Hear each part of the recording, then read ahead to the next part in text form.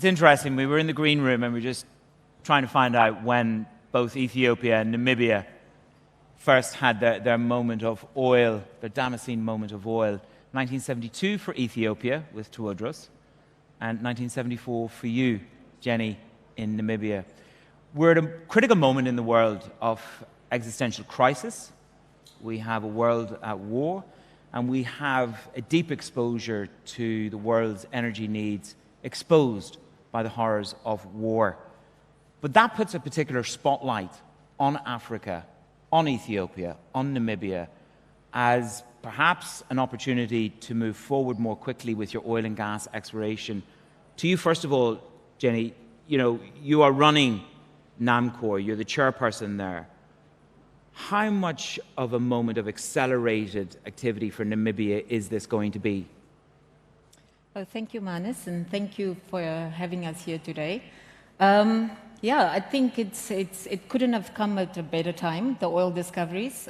Early this year, we 2 successful wells, and especially the Venus one being a massive discovery, really in the top 20 of global discoveries in the last decade. Now, of course, for Namibia, a small economy, this is massive, and it poses a massive opportunity for us to start playing a crucial role in the oil and gas industry. At the same time, the government is also positioning itself on the green hydrogen space. So really looking at these 2 opportunities and see how we can be in the forefront of it. Well, we'll come back to the green hydrogen in just a moment. Tewodros, if I can bring it to you, if I look at, for you, you're in the top 10 acreage in East Africa. So the potential for Ethiopia, what's the distance between potential ambition and reality? Yeah, thanks, Manus. It is true, the opportunities globally are pointing for sub-Saharan Africa to have investment in the oil and gas field. Since, let's say, 2012, exploration financing has essentially disappeared from frontier exploration like Namibia, Ethiopia. And you're seeing a lot of capital now looking back in this area. So we do feel that it's a good opportunity for the continent. Well, let's just focus on capital for a moment, because, as you said, Tewodros, that this is not 2010, 2011, that period of time of huge capex. Some would say an irresponsible time of capex. I want to get a sense from both of you. Have you got people knocking on your doors? Have you got people wanting to talk to you more about capital? To you, first of all, Jenny. Yeah, first of all, I want to say these 2 last discoveries have really opened up the Orange Basin, which is off the coast of Namibia, as a new frontier. Right. So we're looking at increased activity in exploration, and as we know, we talk about the energy transition, but we still understand that hydrocarbons, fossil fuels will still be playing a major role in providing that energy. So yes, the capital is there for these projects, but we also understand some of those dynamics are changing, and the capital is looking for more greener projects. So we're really trying to look at both sides of the coin. But as you said, we'll talk about the green hydrogen a bit later. So the capital for you, Tewodros, I mean, just to give you some context in terms of the measurables, when Jenny was with me this morning, 4 million barrels in terms of potential. And for you, Tewodros, I know that you've got proven reserves in gas of 6 trillion yet to come and 2 billion in oil. But where are you finding access to capital? Who's knocking on your door that you find acceptable? Well, I think the natural partners would be the Asians, of course. Yeah, so the Asians are looking at their energy security, but you're seeing also some Western companies also, showing a bit of more interest than they've done in the past. Ethiopia has 350,000 square kilometer basin, huge. It's gigantic, and as you said, gas was found in 1972 and has not been necessarily developed. But you're going to see, I think, we have a new minister and a new team that is pushing for these developments to take place. So I think you're going to see some movement. Can I just push you in terms of who's knocking on your door for capital? When you say Asia, Asia is a very, very broad place. Is it the Chinese? Is it the Koreans? I think the Chinese and the Koreans would be the right geographic description that are looking at Ethiopia and developing some of these assets along with us.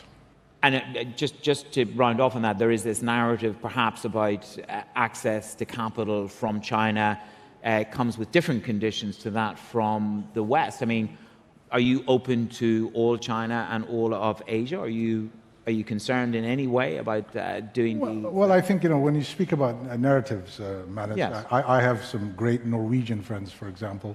And, Norway, if you recall from your history, in the 1950s was essentially, fishing and maybe some timber. And they found, oil in 1969. And now they are one of the richest, They carry a bit of sway in the markets, let's say. I would say, yes. and the oil fund, essentially is invested in every single listed company in the world. And my friends have said, well, Tewodros, you should think of renewables and not do the oil and gas investments. And my answer is, well, Norway has benefited from oil and gas and has become a very wealthy society and still benefiting from it. So, why shouldn't Namibia and Ethiopia also develop its oil and gas? I'm not saying climate change and climate is not an issue, but I think the narrative of the global South not developing its oil and gas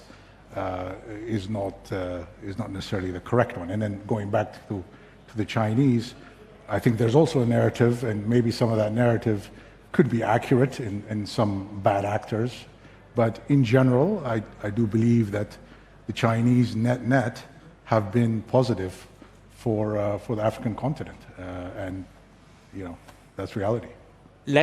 You've mentioned that debate between what should you, as we're double down on, whether it's traditional fossil fuel or renewable. Let's build on the conversation with you, Jenny, in the renewable space. Green hydrogen, it's on every panel that I go to. Someday somebody's actually going to ask me the process for producing it in detail, and I might struggle. But talk me very briefly through the top level for Namibia. How do you balance it? What do you think it's going to be in terms of green hydrogen? When is it deliverable? Is it real? Will it work? Is it going to solve all our problems, or are we all just, playing out a great media story here? What's the reality of green hydrogen? Well, I think, like I said earlier, we're trying to really work on both fronts, and I think this huge opportunity with the oil discovery could potentially also, fund this green hydrogen journey of ours. But really, what the strategy of our government is at this point in time is really to be at the forefront of that journey. There is a lot of capital available in Europe to look at these solutions, and of course we want to be part of that. We've got global conditions in terms of wind and solar, and when we did our feasibility studies, it pointed that we could deliver green hydrogen at the lowest cost in the world, comparable to Saudi Arabia and Chile. So we should be part of the solution, right? And if do you think you're getting a fair crack at the capital whip? That's a very polite way of asking you something else. But do you think that out of COP, you're being, as the year has gone on, are you getting a fair crack at access to that capital? Well, I think everybody in Namibia is definitely doing a very good job of putting us out there on the global arena as a possible destination in terms of piloting on these green hydrogen projects. Our president, the ministers, the advisors, they're all there, out there talking about the possibilities of Namibia being the solution. Now, the point I wanted to make earlier is really that we're looking to what has happened in the past, when these, offtake agreements have been signed and the infrastructure is built, it really locks in that relationship. So this time around, we really want to be there, when those conversations are had. So we've got a roadmap We've got a clear roadmap how we want to move to green hydrogen in the 2030s.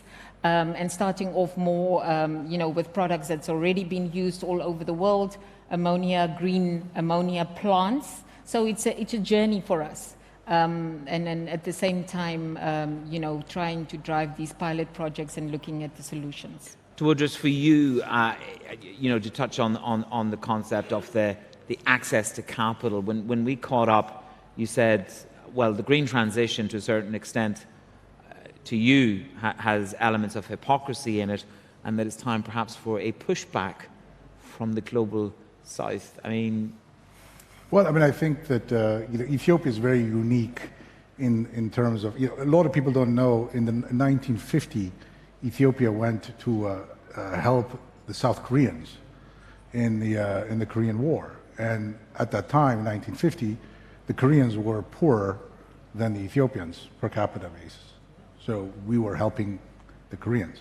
Now, fast forward a few decades, and Korea, without any resources, except for human, capital, is now the 10th largest economy in the world. In Ethiopia, we have Abai River, otherwise known as the Nile.